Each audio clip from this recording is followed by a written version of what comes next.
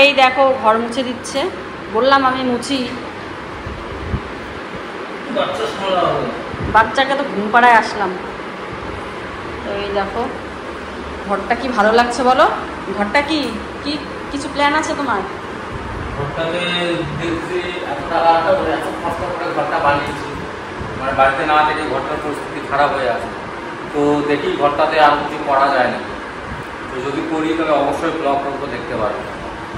এই দেখো অবস্থা। তো হালকা পাতলা কিছু তো আছি কিছুদিন আমরা এখানে, বেশ কয়েকদিন হালকা পাতলা কিছু প্ল্যান আছে। হ্যাঁ। তো দেখো এই ঘরটা কালকে আমি গুছাবো, আজকে আর হবে না, সন্ধ্যেই হয়ে যাচ্ছে। এতক্ষণ চাবির জন্য অপেক্ষা করছিলাম। তো রান্নাঘরটাও কালকেই গুছাবো, আজকে আর এগুলো গুছাবো না।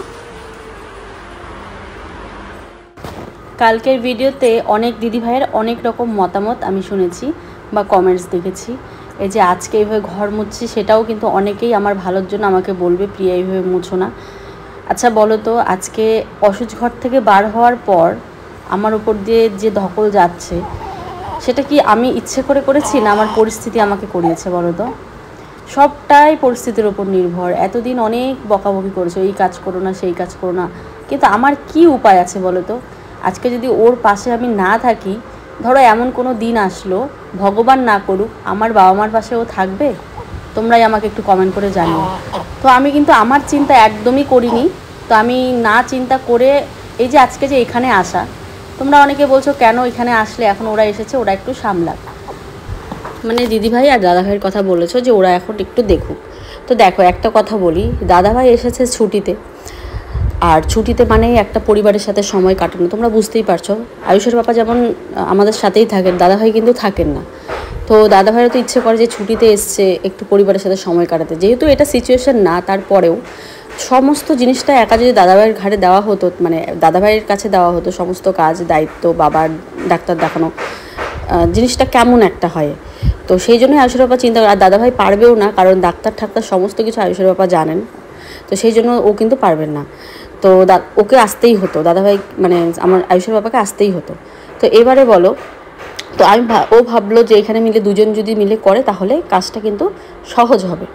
আর যেহেতু বাবা দিন দিন একটু হলেও মানে কি বলবো, শরীরটা খারাপ হয়ে যাচ্ছে, তো সেক্ষেত্রে একজন মানুষ কেয়ার করা বাবাকে কিন্তু চাপ হয়ে যাচ্ছে। তো যার জন্য ও এখানে এসেছে, আর ওকে তো আসতেই হতো। এবার আমার কথা বলো, আয়ুষ নেই বাড়িতে, আমি কি করে একা বাড়িটাতে থাকি? না পারবো নিজে, না পারবো আমি টাইম টু টাইম ভিডিও দিতে ভালোভাবে, না পারবো খেতে, না পারবো কাজকর্ম করতে, সব দিক থেকে তো আমি পিছিয়ে যাব। তাহলে আমি কি করব একা বাড়িতে থেকে? যার জন্য আমার এখানে আসা। হ্যাঁ, এখানেও আমার কষ্ট হবে, যেহেতু সব এলোমেলো হয়ে আছে, সব অগোছালো হয়ে আছে, কিচ্ছু করার নেই, সময়টা খারাপ যাচ্ছে আমাদের। পজিটিভ কিছু দেখানোর মতো আমাদের এখন মানে সময় নেই যে একটা কিছু পজিটিভ ভিডিও দেব। আমাদের লাইফস্টাইলে যা হচ্ছে আর কি, মানে আমাদের লাইফস্টাইল যেটা, সেটাই তোমাদের সাথে শেয়ার করছি। আমাদের লাইফে এখন যা হচ্ছে সেটাই শেয়ার করছি।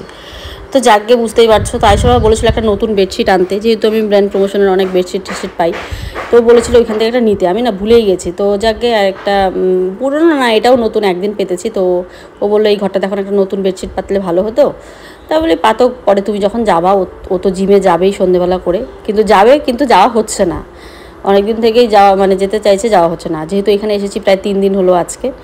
তো যাকে দেখি কবে যায়, তবে বলবো আনতে অনেক কিছু ওই বাড়ির থেকে আনতে হবে, প্রেশার কুকার, মিক্সার গ্রাইন্ডার, আর হচ্ছে আমি বলেছি ইলেকট্রিক কেটেলটাও নিয়ে আসতে। মাঝে মাঝে জল গরম করারও অসুবিধা হয়, বাচ্চাকে নিয়ে গ্যাস জ্বালানো, ও থাকে না, ও তো এখানে বেশিরভাগ সময় বাবাকেই দিচ্ছে। তো সেই জন্য কিন্তু আমার সবটা একা একা করতে হচ্ছে। তো এই যে বিকেলবেলা একটু ফাঁকা পেলো, বাবাকে ওইদিকে পরিষ্কার টরিষ্কার করে বসে এবারে আমার সাথে হেল্প করছে আর কি।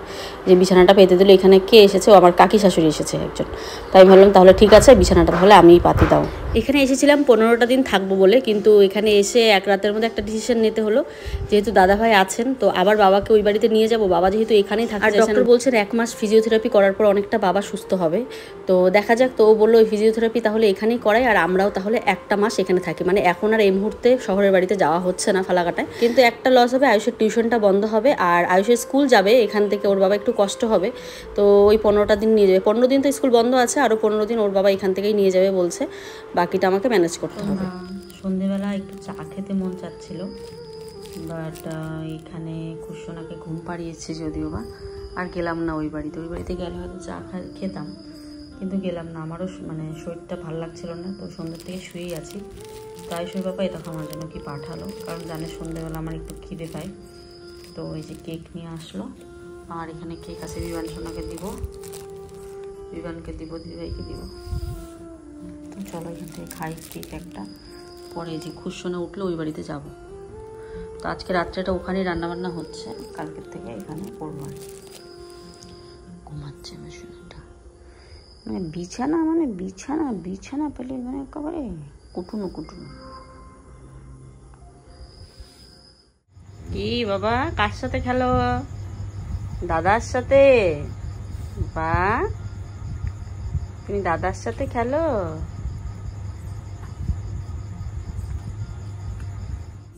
বাবা বলছিল বিকেলবেলা খুব মাংস খেতে ইচ্ছে করছে, তাই দাদাভাই গিয়ে মাংস নিয়ে আসলো। দাদাভাই নিজে এসে মাংসটা বানালো, কিন্তু কপালের ফের বিড়াল মাংসগুলো খেয়ে নিয়েছে। মানে সব খায়নি, কিন্তু যা ছিল উপর দিক দিয়ে খেয়ে নিয়ে, এখন তো ওটা খাওয়া যাবে না। তাই আমি এখন বানাচ্ছি ডিমের তরকারি। আয়ুষের বাবা একটু রেডি করে দিল, এখন ডিমের তরকারিটা হচ্ছে। মানে ও অর্ধেক ডিমের তরকারি বানালো, এখন তারপরে বললো আমাকে নাড়ানাড়ি করতে। সব কিছু রেডি হয়ে গেছে দেখো। তো এবারে রাত্রিবেলা বাবাকে খাবার দাবার দিয়ে, সবাইকে খাবার দাবার দিয়ে এবার আমি শুয়ে পড়বো আর কি। দেখো বাজার চলে এসেছে,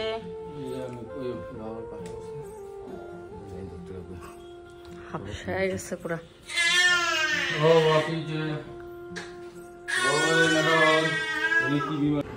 সুপ্রভাত বন্ধুরা, সবাই কেমন আছো? কালকে অর্ধেক থেকে ভিডিওটা শুরু করেছিলাম, তো আর ইন্ট্রো দিলাম না সেরকম। তো দেখো বাইরে একটা টেবিল অনেক মাস থেকে পড়েছিল, একদম কালার টালার জ্বলে, ওটা দাদাভাইদেরই টেবিল। ওই বাড়ির থেকে এখানে এনে সেই কত যুগ আগে রেখেছে, এটা পুরো ইয়ে হচ্ছে। তো দাদাভাইকে জিজ্ঞাসা করে বললাম এটা কি ইউজ করতে পারি? ওরা হ্যাঁ করো, কারণ এই ঘরে যেহেতু আপাতত কিছু নেই, টেবিলটাও বাঁচবে রোদের তাপ থেকে, আর ঘরে থাকলে পরে যখন ওদের দরকার পড়বে নিয়ে নেবে। তো আরও কিছু জিনিস আমার ওই টিনের ঘরে আছে ওই বাড়ির, কারণ ওই বাড়িতে জায়গা নেই, ঘর হচ্ছে। আর একটা ঘর হলে দেখবে কত কিছু যে বার হয়। তো আমার টিনের ঘরেও কিন্তু অনেক জিনিস আছে, ওগুলো মা ঢুকিয়ে রেখেছে। তো এই যে এখানে দেখো টেবিলটা এনে রাখলাম, তো জিনিসগুলো রাখা যাবে একদম ধুয়ে ঠুয়ে, আর টেবিলটা মানে রোদের হাত থেকে অন্তত রক্ষা পাবে। তো পরে এখন ওরা নিয়ে নেবে। এখন তো এখন আমি জিনিসগুলো গুছিয়ে রাখছি। আর সকালবেলা উঠে সেরকম কিছু খাওয়া হয়নি, কেকটা খেয়েছিলাম আর চা খেতে বলেছে দিদিভাই। তো পরে আর এই যে আয়ুষ বাবা বাজারে গেছে, আমি আর গেলাম না একা একা, মানে অনেক আগে বলেছিল, পরে আবার এসে বলে গেলাম। আমি থাকি, যে গরম পড়েছে আর চাও খেতে ইচ্ছা করছে না এই গরমে, তার খেলাম না মানে গেলে বানাতো আর কি, তেমন থাকার বানাতে হবে না। তো এখনও জল গরম করতে গেলাম, তখনও বললো, আমি বলি না এখন আর বানাস না, চাটা খাবো না, এখন আমার অনেক কাজ রান্নাঘরে। চলো তোমাদের দেখাবো। মোবাইলটার যে কি হয়েছে, এডিটটা সারলাম, মোবাইলটার চার্জ হচ্ছে না, কি জানি কি হয়েছে। কাল রাতে দেখলাম আরেকটা জিনিস বাবার সে হয়েছে, যে এতদিন বাবা নিজে হাতে খেতে পারতো, কাল কিন্তু আয়ুষের বাবা খাইয়ে দিয়েছে। মানে বাবা নিজে হাতে উঠে বসতেও পারছে না, নিজে হাতে খাওয়া তো দূরের কথা, খেতেও পাচ্ছে না। কাল রাতে ওই যে ডিমের তরকারি বানিয়েছি, মানে এমন এক একটা সিচুয়েশন হয়, আমি যে ক্যামেরা করব না, মাথায় থাকে ক্যামেরা করার কথা না, মানে এত চিন্তা এত টেনশনের মধ্য দিয়ে যাচ্ছে আমাদের দিনগুলো, তোমাদেরকে বলে বোঝাতে পারবো না। তো যাকে এখানে তো আছে কিছুদিন, থাকতেই হবে। একা দিদিভাই দাদাভাই কেউ সামলাতে পারবে না, কারণ ডাক্তারের দিকটা সম্পূর্ণ আয়ুষের বাবা জানে। ওকে বারবার ওখান থেকে না হলে আসতে হবে, ডাক্তার দেখানো, টেস্ট করানো। দাদাভাই এগুলো পারবে না। আর দাদাভাই যেহেতু ঘরে কাজ চলছে, তো সেহেতু দাদাভাই বারবার যেতেও পারছে না। সব মিলিয়ে একটা বুঝতে পারছে, দিদিভাইয়েরও সম্ভব না একা করা। তো সেই জন্য ভাবলাম যে এখানে আমি আসি, যদি কিছু হেল্প হয়। আমি হয়তো হেল্প করতে পারবো না, কারণ এই বাড়িতে যাওয়া আসা করাটাই মুশকিল। তো যাকে বাবা মাংস খেতে চেয়েছিল, কালকে রাত্রে বললাম মাংসটার কি অবস্থা, বিলাই খেয়ে নিয়েছে। তো সেই জন্য আয়ুষের বাবা আবার আমাকে এখন মাংস এনে দিল, বললো ভাত যখন ও বাড়িতে হচ্ছে তুমি মাংসটা বানাও। তো এবারে দেখো বাচ্চাটাকে ওই যে আয়ুষের বাবা দেখছে, আয়ুষের বাবা এইমাত্র স্নান করলো, বাবাকে স্নান করানো খাওয়ানো দুজনে মিলেই আর কি করছে সবটা। আর খুব চাপ হয়ে যাচ্ছে এই বাড়িতে, কেন বলো তো, এই বাড়িতে কল কতটা দূর দিদিভাইদের ঘর থেকে, বাবার ঘর কত দূর, কল কত দূর, জল টানাটানি, বাবাকে ফ্রেশ করা, বাথরুম করানো, বাবা যেহেতু কিচ্ছু করতে পারছে না সব ঘরেই, তো এগুলো পরিষ্কার করা, মানে এত অসুবিধা হচ্ছে এখানে, মানে তোমাদের বলে বোঝাতে পারবো না। তো সব মিলিয়ে এই যে ওরা একদম হাঁপিয়ে গেছে, দুজনেই এখন স্নান করলো, আয়ুষের বাবা স্নান করলো। এখন আমি বললাম খুশোনাকে একটু ধরো, আমি ততক্ষণে মাংসটা বসাই, না হলে তো হবে না। সকাল থেকে ওকে নিয়ে আমি বসে আছি, আর ওকে নিয়ে বসে থাকলে তার কাজ হয় না। আর এখানে একটা লোক নেই যে বাচ্চাটাকে কেউ নেবে কাজ করবো, কারণ দিদিভাইও কাজ করছে, আমিও কাজ করছি। তো এই একটা অবস্থা হয়ে আছে। এবার এই অবস্থাতে ওদেরকেই আয়ুষের বাবা এখানে থাকবে, দিদিভাই দাদাভাই এখানে থাকবে, আমি একাই বা ফালাকাটায় থাকি কেমন করে? আয়ুষ বাবা যেহেতু এখানে থাকতে চাচ্ছে, বাবা এখানে থেকেই চিকিৎসা করাতে যাচ্ছে, তো আয়ুষের বাবা এখানেই থাকতে হবে। তো আমি আবার একা একা কী করবো ওখানে, যার জন্য আমাকে এখানেও নিয়ে এসেছে। এবার এখানে এনেছে মানে যে আমি বসে থাকবো সেটাও তো নয়, সব ছড়ানো ছিটানো, এত এত কাজ বাজ পড়ে আছে, কত কাজ করতে হয়। মানে কী যে বলবো তোমাদেরকে, তোমরা বুঝতেই পারবে না যত পর্যন্ত না আমার জায়গাটা এসে তোমরা দাঁড়াবে। তো এদিকে বাবা বলছে আমি আর ঘরে গিয়ে শুবো না, এখানে এই যে এখানে পরিষ্কার টরিষ্কার করিয়ে দিয়েছিল, এই বাড়িটা যেহেতু একটু ফাঁকা আছে, ওদের উঠোনটা তো একদম পুরো ঘর হচ্ছে, পুরো বন্ধ। বাবা বলছে আমি ঘরে যাব না, আমার গরম লাগে, এখানে একটা বিছানা করে দে। তো এই যে এই চৌকিতেও উনি ঘুমাতে পারবেন না, খালি ছটফট করেন, চৌকিতে শোয়ালেই চৌকির থেকে নেমে যান, পাগলের মতন করেন আর কি। নামেন কোন সময়, সেদিন মানে পরশু দিন নাকি পড়েও গেছেন, যেদিন আসলো বাড়িতে এখানে বিছানার থেকে পড়ে গেছেন, খালি বিছানার থেকে ছটফট ছটফট করে। তাই ওই বিছানাটা যে দেবো সেটাও রিস্ক। তো ও বললো নিচে একটা গদির মতো পেতে নিচে বিছানা করে দিই, আর পাশের জায়গাগুলো ঘাসটা সমস্ত কিছু তুলে ফিনাইল দিয়ে দিল আর কি, যাতে করে পোকামাকড় না আসে। তো বাবা বলছে ওখানেই আরাম লাগছে। আবার কিছুক্ষণ পরে বলবে ওখানে আমি শুবো না, আমাকে চেয়ারে তোল। একবার চেয়ারে নিয়ে বসাচ্ছে, একবার মাটিতে শোয়াচ্ছে। এই নিয়ে তো একদম সেই একটু পরে একদম হুলস্থুল বাড়িতে হবে। তো এখনই বাবা বলছে আবার যে আমাকে একটা ফ্যান লাগিয়ে দে মাথার এখানটায়, পরে আবার আয়ুষের বাবা ফ্যান লাগিয়ে দেবে। মানে ফ্যানটা তো বললে আর হয় না, এত দূর থেকে উঠোনের মধ্যে ফ্যান লাগানো তো মুশকিল, তো কোথার থেকে তার জুড়ে টুড়ে ফ্যানটাও লাগিয়ে দেবে। মানে বাবা যা বলছেন ওরা দুই ভাই সেটাই চেষ্টা করছে, যাতে করে মানে কোনো রকম অসুবিধা না হয়। তো একটুক্ষণ পরে কিন্তু একটা বড়সড় একটা অ্যাক্সিডেন্ট হবে। এইদিকে আমার ঘরের সমস্ত কাজ পড়ে আছে, কোনো ঘর এখনও পর্যন্ত আমি গোছাতে পারিনি। তো এখন এই যে আগে বললাম যে না বাবাকে আগে মাংসটা বানিয়ে দিই, বাবা তো ভাত খাবেন। তো ওইদিকে দিদিভাইও কিন্তু রান্না করছে, ছোটো মাছ রান্না করছে। তো এইদিকে আমি কই না আমার নিজের কাজ পরে করবো। খুশোনাকে স্নান টান করিয়ে ঘুম পাড়িয়ে দিলাম। এবারে হচ্ছে আমি যে মাংসের জন্য সব রেডি করছি, আর সবাই বাজার টাজার এনে দিল, মানে যেগুলো আগের কাজ আমি সেগুলোই আগে করছি। এখনও উঠোন বাড়িঘর সব পড়ে আছে, বাজে কিন্তু প্রায় অনেকটা 1-1.5টার মতন হয়ে গেছে, প্রায় আরও বেশিই পারলে। এদিকে বাবাকেও দেখতে হচ্ছে, বাবা কি হচ্ছে চেয়ারে বসাচ্ছে তো ঘুমোচ্ছে, ঘুমিয়ে ঘুমিয়ে পড়ে যাচ্ছে। এবার পড়ে গেলে তো মুশকিল, তাই না? কোনো রকম কন্ট্রোল করতে পারছে না, বারবার পড়ে যাচ্ছে। তো বললে চেয়ারে বসতে পারবে না, তো শুয়ে দিচ্ছিল মাটিতে, সেটাও হচ্ছিল না। মানে আমরা এরকম রুগী কোনো দিন দেখিনি, তো সেই জন্য বুঝতেও খুব অসুবিধা হয়ে যায়। তো সবাই বলছে এই রুগী নাকি এরকম করেন, মানে এরকম অবস্থায় খুব মাথা খারাপের মতো কথাবার্তা বলেন।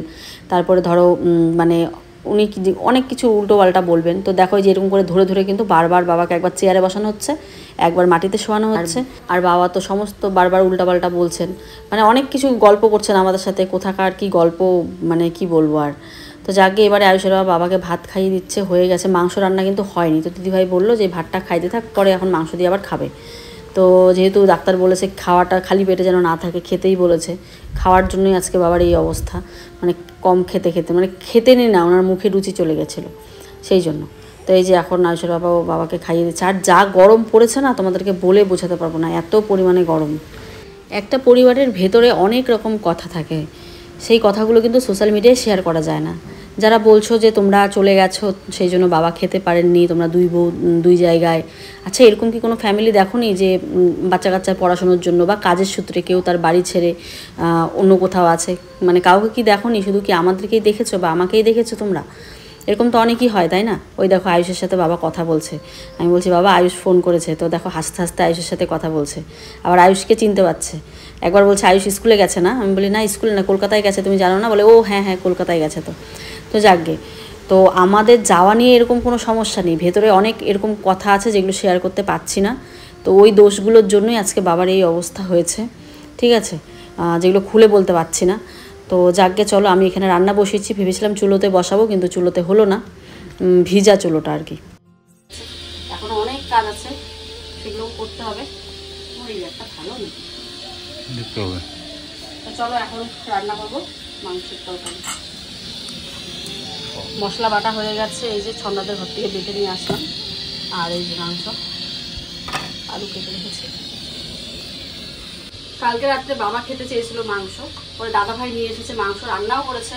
মানে আমাদের হচ্ছে মানে বলে না ফুটি কিসমত যাকে বলে, 1 গামলা মাংস দাদা ভাই রান্না করেছে, ওইদিকে এসে বিলাই খেয়ে নিয়েছে।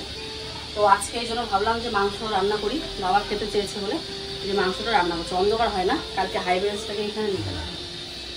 তো এই যে কান্না করছে, আয়ুষের বাবা অর্ধেক মাংস রান্না করলো, আমি অর্ধেক করলাম, আমি প্রথমে করলাম, এখন আয়ুষের বাবা করলো। এখন গেছে গরম মশলা আনতেও। বাবা আর ঘরে যাবে না, বাবা বলে এখানেই ঘুমাবে, এখানে হাওয়া, বাইরে ওই ঘরগুলো খুব গরম। তাই ছেলে উঠে পড়েছে, ও গরমে কান্না করছে। কি বাবা, কি বাবা, মাংসটা জাস্ট রান্না করে ঘরে নেব আর কি। এই মুহূর্তেই বাবা আর কি দুই ছেলেকে খুব বকাবকি, তোরা বকাবকি মানে কি বলে না, উল্টো পাল্টা কথা বলছে, বুঝতেই পারছো। তো অনেকক্ষণ থেকেই বলছিল, সকাল থেকেই, যখন থেকে এখানে শুয়ে আছে। তো তারপরে ওরাও একটু বলে আর কি জোরে করে যে কেন এরকম কথা বলতেছে। হ্যাঁ, আমি বলি দেখো বাবা তো অসুস্থ, বাবা না হয় বলছে তোমরা চুপ থাকো আর কি। তো এই করে করে বাবা রাগের ইয়েতে বলে আমি একাই পারবো আমার ঘরে যেতে, এরকম করে চেয়ার থেকে উঠে বাবা একদম ধপাস করে পড়ে গেল। এইবার তো দিদিভাই বাচ্চাকে কোলে নিয়েছিল খুশকে, আয়ুষের বাবা তখন ফ্যান ঠিক করছিল, হাতে তার, ও তখন বারান্দায় ছিল, আর আমি খাচ্ছিলাম ঘরে। আমি তো দেখে তখন সবাই চিৎকার করে উঠলো, তো আমি দেখে মানে আর নিজেকে সামলাতে পারলাম না, বারান্দার থেকে এক লাফ মেরে মানে উঠোনের মধ্যে নেমে বাবাকে আগে তুলেছি। মানে সবাই মানে দৌড়ে আস্তে আস্তে বাবা পড়েই গেল আর কি, এমন একটা অবস্থা। তারপরে তো মানে বাবার মাথায় লেগেছে, কি অবস্থা একদম। যাকে কত কষ্ট করে যে ভিডিওটা তোমাদের এডিট করে দিচ্ছি, বাবু কান্না করছে। যাকে দেখো দুই দিকে এবার হচ্ছে মাংসগুলো আমি তুলে নেব, দুই ভাগ করবো, একটা ওই বাড়িতে যাবে, একটা এখানে থাকবে। তো এরকম করে ভাগাভাগি করে নেব মাংসটা। তো যাকে ওই যেটা বললাম আর কি, তারপরে বাবাকে তুলে মাথায় টাথায় জল দিলাম। বাবা নিজেও জানে না বাবা পড়ে গেছে, এমন একটা অবস্থা। এই যে দেখো ছেলে আমার কান্না করছে দুপুরবেলা, ওকে দুইবার খাওয়াতেই হয়, না হলে খুব কান্নাকাটি করে। দেখো খাচ্ছে এখন, সোনা খাচ্ছ, টুকু টুকু খাও খাও। বাবাকে একটু বসালো, বাবা বসে আছে, বললো এখনই বললো আমাকে একটু বসাও, দেও কান্দায় না ওকে। বাবা শুয়েছিল, শোয়ার থেকে বসে আছে এখন। তো এখন অনেক বেজে গেছে, এখন আমি ভাত নিয়ে আসলাম। দিদিভাই তো ভাত বানিয়েছিল আর তরকারিও বানিয়েছিল। আমি ওই যে বাবার জন্য বলে মাংসটা বানালাম। বাবা তখন বলছে রান্না কি হয়ে গেছে, তাই আমি বলে ভাত দিব নাকি, বলে না না এখন ভাত খাবো না, এখন কি ভাত খাই কেউ, মুড়ি খাইতে যায় আবার এখন। তো যে দিদিভাই বানিয়েছে মাছের ঝোল আর বেগুন ভাজা, ডাল, আর আমি মাংস ওদের এক গামলা, মানে গামলা তো না, ওই যে ওই ইসে করে দুইটা সেম বাটি, একটাতে দিয়ে আসলাম ওইখানে আর একটা আমাদের জন্য রাখলাম এখানে। চলো এখন খেয়ে নিবো, আমি আগে খাই, পরে ও খাওয়াতে আমি তাড়াতাড়ি খাবো তো।